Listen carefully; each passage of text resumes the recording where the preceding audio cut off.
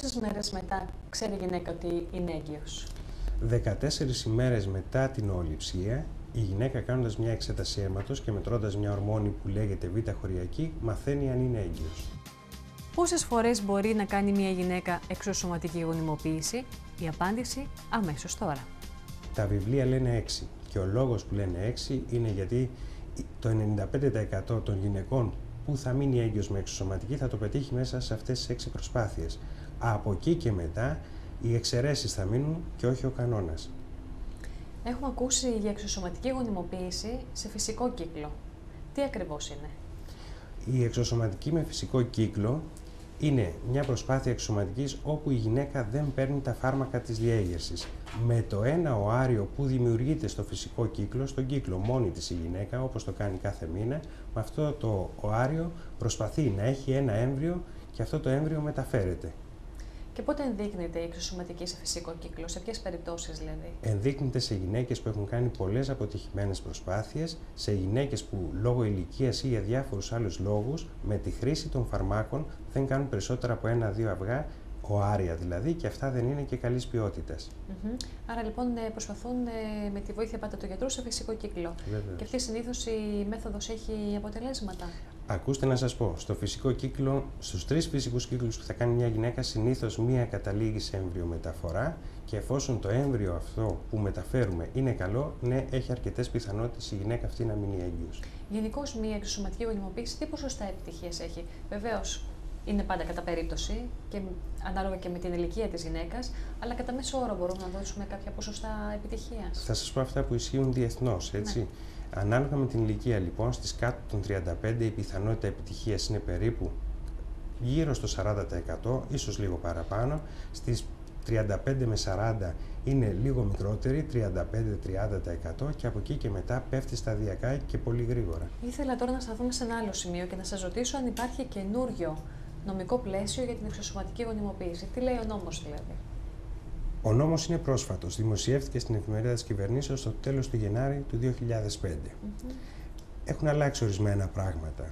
Αυτά που έχουν αλλάξει είναι το όριο ηλικίας μέχρι το οποίο μπορεί μια γυναίκα να υποβληθεί σε εξωσωματική γονιμοποίηση. Και ποιο είναι το όριο αυτό? Το όριο αυτό λοιπόν σήμερα είναι τα 50 έτη, ενώ πριν θα είχατε ακούσει για γυναίκες που έκαναν εξωσωματική και έκαναν παιδιά σε μεγαλύτερη ηλικία. 55 ετών. 55, ίσως και 60 θα είχατε ακούσει. Και 60. Βεβαίως. Νομίζω ότι το νομικό πλαίσιο έχει πετύχει τη χρυσή τομή. Μέχρι λοιπόν τα 50 της χρόνια μια γυναίκα μπορεί να κάνει εξωσωματική γονιμοποίηση. Βεβαίως. Το άλλο σημαντικό που αλλάζει είναι ότι ορίζει ότι το ζευγάρι θα πρέπει να συγκατατεθεί εγγράφος ότι έχει πληροφορηθεί τι είναι η εξωσωματική, ποια είναι η διαδικασία της, ποιες είναι οι εξετάσεις τις οποίες υποβάλλεται. Τώρα, τι είναι εξωσωματική με δωρεά οαρίων? Στην εξωσωματική με δωρεά οαρίων, τα οάρια δεν προέρχονται από τη γυναίκα στην οποία γίνεται η εμβριομεταφορά. Προέρχονται από κάποια άλλη γυναίκα. Που μπορεί να είναι του φιλικού κύκλου, του οικογενειακού κύκλου ή μπορεί να είναι και από κάποια άτομα τα οποία να είναι άγνωστα? Σήμερα το νομικό πλαίσιο ορίζει ότι είναι άγνωστη η δότρια. Δεν πρέπει να γνωρίζει η δέκτρια ποια είναι η δότρια. Γνωρίζει μόνο το κέντρο στο οποίο έχει γίνει εξωσωματική και η εθνική αρχή στην οποία έχουν υποβληθεί τα στοιχεία και των δύο. Και ποιες είναι αυτές οι γυναίκες που δωρίζονται δηλαδή οάρια? Είναι γυναίκες πρώτα απ' όλα που έχουν προώρια ημινόπαυση. Η περίοδός τους και ο κύκλος τους έχει σταματήσει νωρίτερα από ό,τι συνήθως συμβαίνει, με αποτέλεσμα να μην παράγουν οάρια. Είναι γυναίκες οι οποίες έχουν υποβληθεί σε επανειλημμένες αποτυχημένες προσπάθειες εξωσωματικής γονιμοποίησης, γυναίκες με γενετικά νοσήματα όπως είναι το σύνδρομο Τέρνερ, τα οποία δεν θέλουμε να μεταφερθούν στις επόμενες γενιές, και γυναίκες που για κάποιο λόγο έχουν υποβληθεί σε οθικεκτομή. Έχει βγει χειρουργικά και η μία και η άλλη οθήκη τους. Και κάτι άλλο θα ήθελα να σας ρωτήσω, γιατρέ, τι είναι ιδανική μήτρα ή παρένθετη μητρότητα, όπως τη λέτε στην ορολογία σας? Μάλιστα. Εδώ λοιπόν συμβαίνει το αντίθετο από ό,τι συμβαίνει στη δωρεά οαρίων. Μια γυναίκα έχει οθήκες, οι οθήκες της λειτουργούν, μπορεί να παράγει οθυλάκια και οάρια, δεν έχει όμως μήτρα ώστε τα γονιμοποιημένα οάρια, τα έμβρια, να μπορέσουν να εμφυτευθούν. Μπορεί να συμβεί σε γυναίκες που για κάποιο λόγο τους έχει αφαιρεθεί η μήτρα χειρουργικά, όπως επίσης και σε ορισμένες γενετικές νόσους όπως είναι το σύνδρομο Ροκιτάνσκι, όπου η μήτρα ελείπει ενώ υπάρχουν οι οθήκες.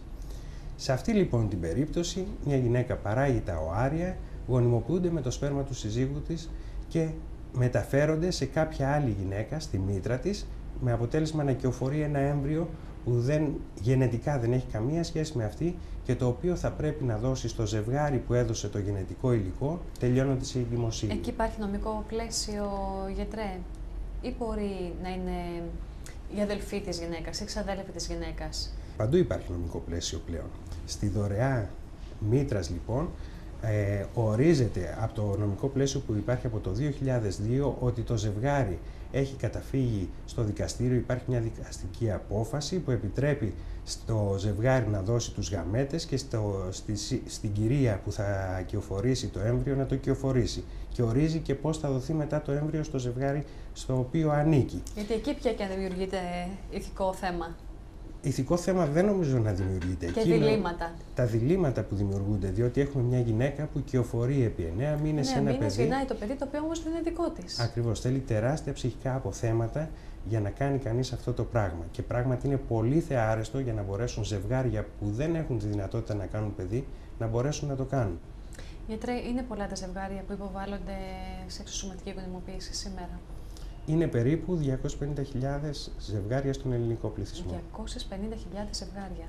Και όλα αυτά τα ζευγάρια έχουν κάποιο πρόβλημα ειδικό, όλα αυτά δηλαδή που έχουμε προαναφέρει? Όχι, σε ένα μικρό ποσοστό υπάρχει υπογονιμότητα αγνώστου αιτιολογίας. Δεν βρίσκεται αγνώστου αιτιολογίας. κάποιο πρόβλημα με τις εξετάσεις που τους κάνουμε.